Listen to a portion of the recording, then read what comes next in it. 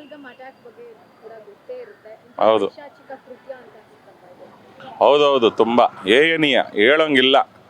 ಒಬ್ಬ ಮನುಷ್ಯನ ಈ ಥರ ಅಮಾನುಷವಾಗಿ ಕೊಲ್ತಾನೆ ಅಂದರೆ ಥೂ. ಅದರಲ್ಲೂ ಹೇಳ್ಬೇಕು ಅಂದರೆ ಹೊಟ್ಟೆ ಉರಿತದೆ. ಎಲ್ಲ ಮುಸ್ಲಿಂ ಅವ್ರಿಗೆ ಬೈದ್ರೆ ತಪ್ಪು ಅನಿಸುತ್ತೆ.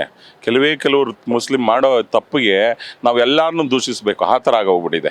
ಈಗ ನಮ್ಮಲ್ಲೂ ಇದ್ದಾರೆ, ನನಗೂ ಫ್ರೆಂಡ್ಸ್ಗಳಿದ್ದಾರೆ ಎಷ್ಟೋ ಜನ ಮುಸ್ಲಿಂ ಬಾಂಧವರು. ಅವ್ರ ಜೊತೆ ಬೆರಿತೀವಿ, ಅವ್ರ ಮನೆಗೆ ಹೋಗ್ತೀವಿ, ನಮ್ಗೆ ಎಲ್ಲ ಥರ ಜೊತೆಲೇ ಇರ್ತಾರೆ. ಈಗ ಅವ್ರನ್ನೆಲ್ಲ ನೋಡಿದ್ರೆ ನಮ್ಗೆ ಹೆಂಗೆ ಅನಿಸುತ್ತೆ ಅಂದರೆ, ಧರ್ಮ ಅಂತ ಬಂದಾಗ ಯಾಕೆ ಹಿಂಗೆ ರಾಕ್ಷಸರಾಗ್ತಾ ಇದ್ರೋ ಗೊತ್ತಾಗ್ತಾಯಿಲ್ಲ ನಮಗೆ. ಇದಂತೂ ತುಂಬ ಖಂಡನೀಯಮ್ಮ. ಈ ಶೇಮ್ ಆಗಬೇಕು ಅವರಿಗೆ. ಎಂಟೈರ್ ಮುಸ್ಲಿಂ ಕಂಟ್ರಿ ಎಷ್ಟು ಜನ ಇದ್ದಾರೆ, ಮುಸ್ಲಿಮ್ ಯಾರ್ಯಾರು ಲೀಡ್ರು ಅನ್ಕೊತಾರೆ, ಇನ್ನೊಬ್ರು ಅನ್ಕೊತಾರೋ ಅವ್ರಿಗೆಲ್ಲ ದೇವರನ್ನ ತುಂಬ ಶೇಮ್ ಆಗಬೇಕು ಅವ್ರಿಗೆ. ಇದೇ ನಾವೇನಾದರೂ ಬೇರೆ ದೇಶಕ್ಕೆ ಹೋಗಿ ಇನ್ನೊಂದು ಪ್ರತಿಯೊಂದು ಈ ಥರ ಮಾಡಿಬಿಟ್ಟಿದ್ರೆ ಎಷ್ಟು ದೊಡ್ಡ ಇದು ಮಾಡಿಬಿಟ್ಟಿರೋರು. ಅಲ್ಲಿ ಪ್ಯಾಲೆಸ್ತೈನಲ್ಲಿ ಆಗಿರೋ ಗಲಾಟೆ, ಇಸ್ರೇಲ್ ಇದು ಮಾಡಿದ್ದಕ್ಕೆ ಇಲ್ಲಿ ಪ್ರೊಟೆಸ್ಟ್ ಮಾಡ್ತಾರೆ ನನ್ನ ಮಕ್ಕಳು ಬಂದ್ಬಿಟ್ಟು.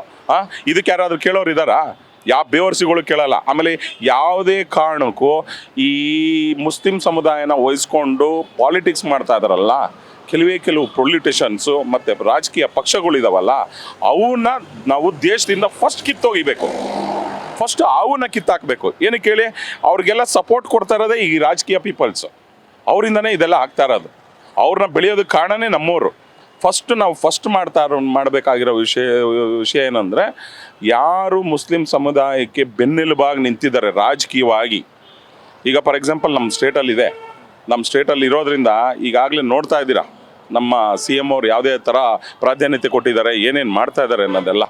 ಅದನ್ನೆಲ್ಲ ಅಡ್ವಾಂಟೇಜ್ ತೊಗೊಂಡು ಅವರು ತಲೆ ಮೇಲೆ ಇಟ್ಕೊಂಡು ಮೆರೆಸ್ತಾ ಇದ್ದಾರೆ. ಇದೆಲ್ಲ ತುಂಬ ಒಂದಲ್ಲ ಒಂದು ದಿವಸಕ್ಕೆ ಹಿಂದೂಗಳ ಅಂತಿಮ ಆಗುತ್ತೆ ಈ ಥರ ಬಿಟ್ಕೊಂಡು ಹೋದರೆ. ಇದಕ್ಕೆಲ್ಲ ನಮ್ಮ ನರೇಂದ್ರ ಮೋದಿ ಅವರು ಒಳ್ಳೆ ಥರ ರೀತಿಯಲ್ಲಿ ಒಂದು ಆ್ಯಕ್ಷನ್ ತೊಗೊಂಡು ಅವ್ರ ಮೇಲೆ ಕಟ್ಟುನಿಟ್ಟಿನ ಕ್ರಮ ತೊಗೋಬೇಕು ಅಂತ ನಾನು ಕೇಳ್ಕೊತೀನಮ್ಮ. ಇದಂತೂ ತುಂಬ ಶೇಮ್ ವಿಷಯ. I condemn this. ನಾವೆಲ್ಲರೂ ಪ್ರತಿಯೊಬ್ಬರೂ ಇದನ್ನು ಖಂಡಿಸ್ತೀವಿ. ಥ್ಯಾಂಕ್ ಯು ಮಾ.